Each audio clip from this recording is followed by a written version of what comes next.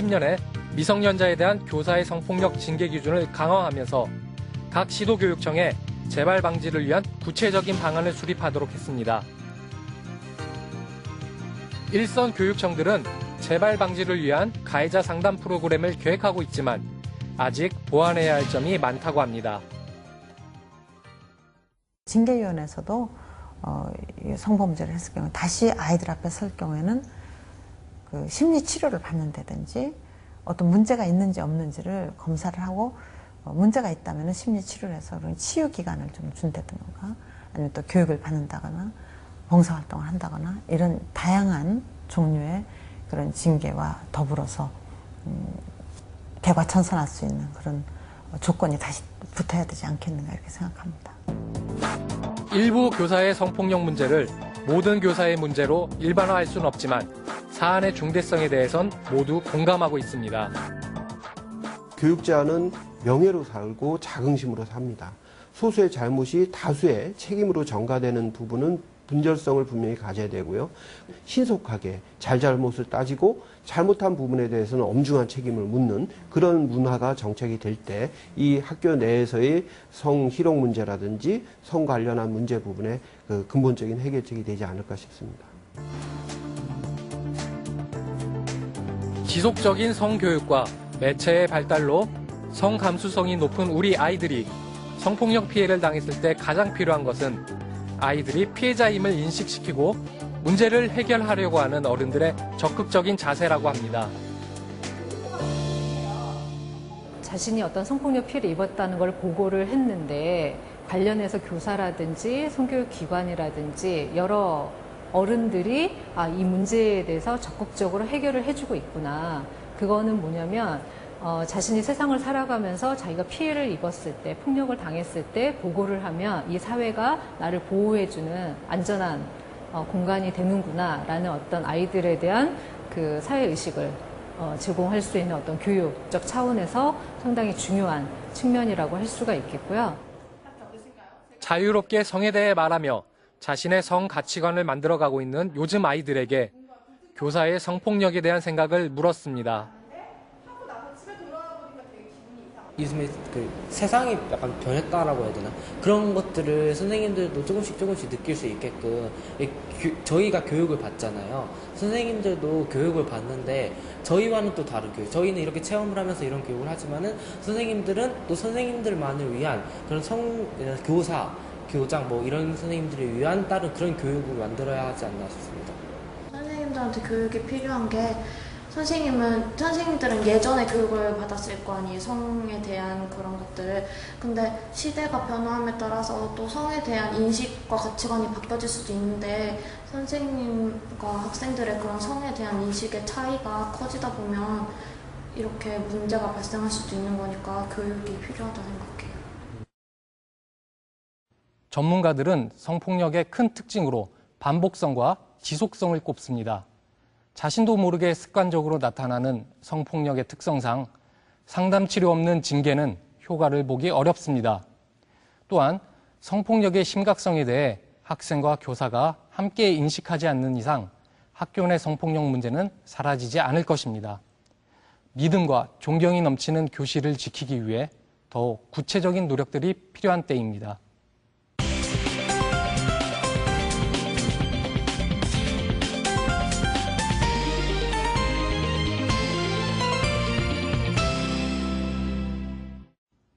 국가는 국민기초생활보장제도를 통해 국민의 의료, 주거, 생계 등 기본적인 것을 담당하고 있습니다.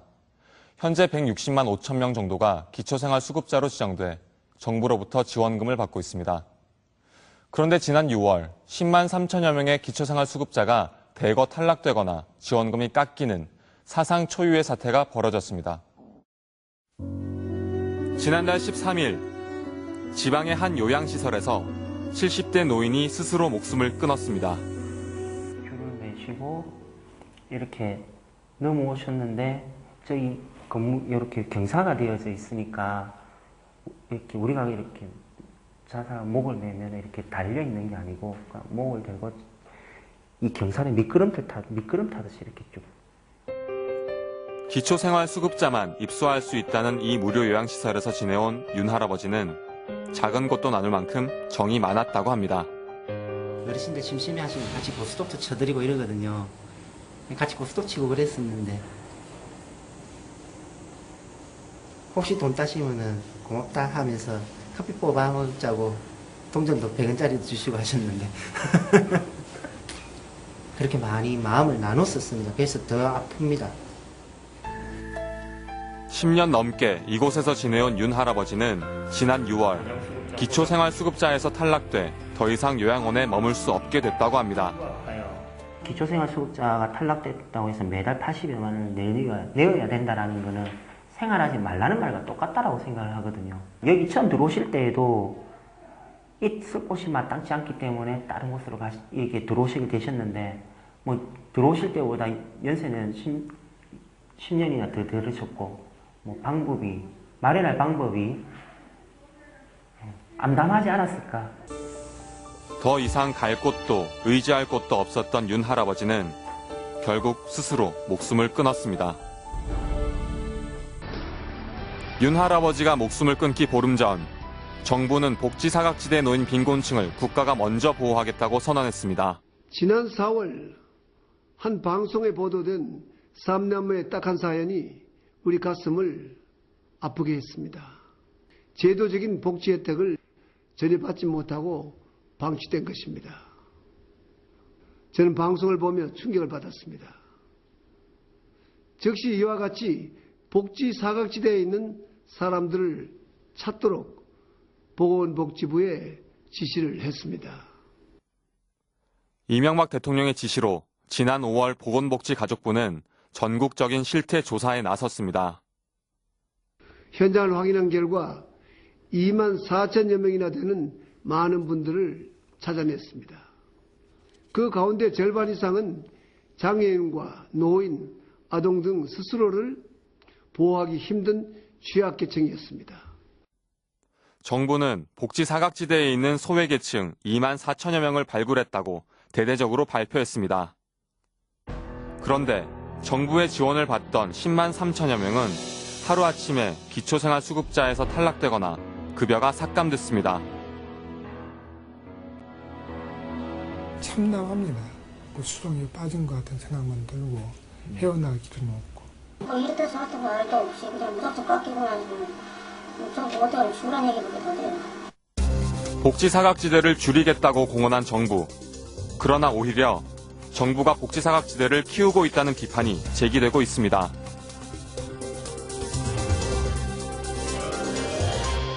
선생님. 안녕하세요.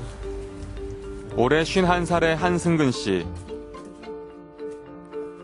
3년 전부터 다세대 주택의 단칸방을 얻어 지내고 있습니다. 정신없습니다. 여기다 오네. 막 걸레도 같이 놓고 버리고 1시간 있으면 또 버리고 해야 됩니다. 10년 전 뇌출혈로 쓰러진 이후 왼쪽 몸이 마비된 한 씨는 전혀 일을 할 수 없는 상태였습니다.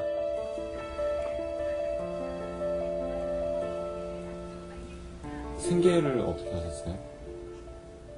생계는 그렇게 기초생활수급자로 혜택을 받고 나서부터 계속 그걸로 연명을 했었죠. 43만 원 저번 달까지 그렇게 수급비가 들어오더라고요. 넉넉하지는 않아도 라면을 먹고 살 정도로. 그러니까 말 그대로 기초생활수급입니다. 기초적으로 살 수 있게끔 굶어 죽지 않게끔만 혜택을 주는 거죠, 나라에.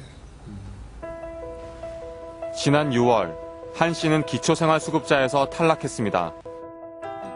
매달 정부에서 생계비로 지원받던 40여만 원이 끊긴 것입니다.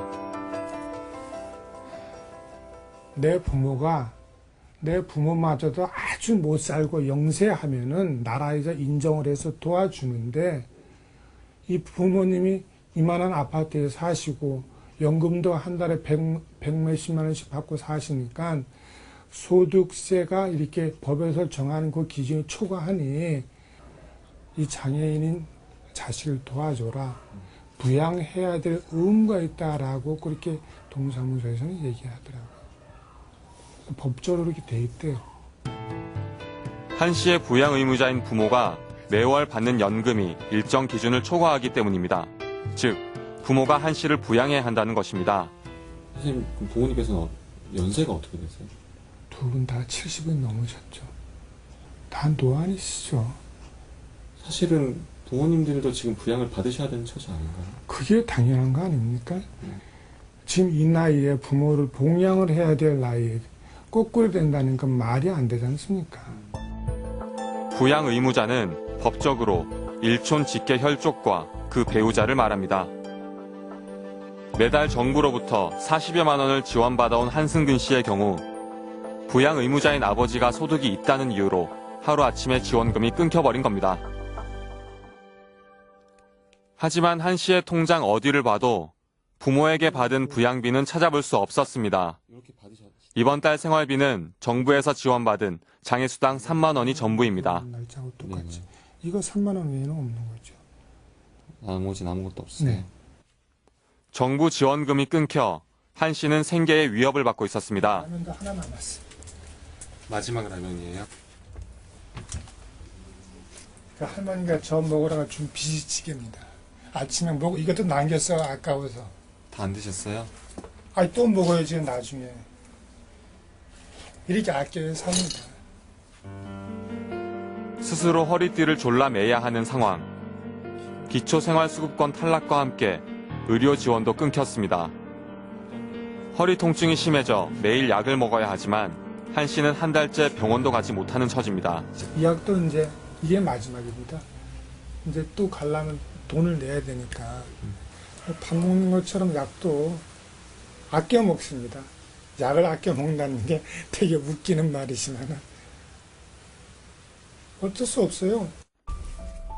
부모님에게 부담이 되고 싶지 않다는 한 씨는 자신이 처한 상황이 막막하기만 합니다. 제작진은 한 씨의 아버지를 어렵게 만났습니다. 아버지 역시 생계가 어려운 상황이었습니다. 황당했지. 아유, 말이 안 나오더라. 야, 이제 집이 있고, 뭐, 응? 연금 타고, 이제 그거 가지고 따지는데, 지금 연금 타봐야 그 몇 푼 안 되는 거. 이제 내가 없잖아, 아무것도. 마이너스 통장 쓰는 거. 기초생활수급자에서 탈락한 한 씨를 구제할 수 있는 방법은 없는 걸까? 아버님 그걸 받으시는 거예요. 그 금액이 없어지기 전까지는 계속 그 기준을 넘으시기 때문에 부양의무자 기준에 계속 걸려요. 지금 이 법 안에서는 수급자들만 안 되세요. 정부가 기초생활수급자들에 대한 보호를 포기한 것 아니냐는 비판도 나왔습니다. 이번에 이제 급여 결정하는 과정에서는 그 부양의무자 조사 결과에 따라서 부양의무자의 소득과 재산만 가지고 일괄 적용을 한 이후에 나머지 이제 가족관계 단절이나 이런 것을 증명할 수 있는 소명 절차를 밟도록 했다는 건데요. 우선적으로 수급자들에게 불리하도록 이제 우선 급여를 삭감하거나 탈락을 해놓고 그 다음에 소명 절차를 밟게 하고 있기 때문에 상당한 문제가 되고 있는 거죠. 15년간 연락이 끊긴 아버지의 소득이 잡혔다는 이유로 수급비가 삭감된 경우도 있었습니다. (36의) 성 씨는 두 아이를 홀로 키우는 가장입니다. 한눈에 보기에도 환경은 열악해 보였습니다. 지금 곰팡이 너무 많아. 아이고. 요즘 정전됐어요? 차단기가 내려온 거지. 너무 위험하네. 자주 이래요? 비가 이렇게 많이 오는데. 비 많이 올 때 자주 꺼져요? 네. 무섭겠다. 밤에 꺼지면. 무서워요? 성 씨 가족은 4년째 기초생활수급권자로 지원을 받고 있었습니다. 그런데 갑자기 정부 지원금이 줄었습니다. 갑자기 8만 원이 확 깎이더라고요. 언제요? 6월 달부터. 8만 원이면 큰 돈이죠. 그렇죠. 큰 돈이죠.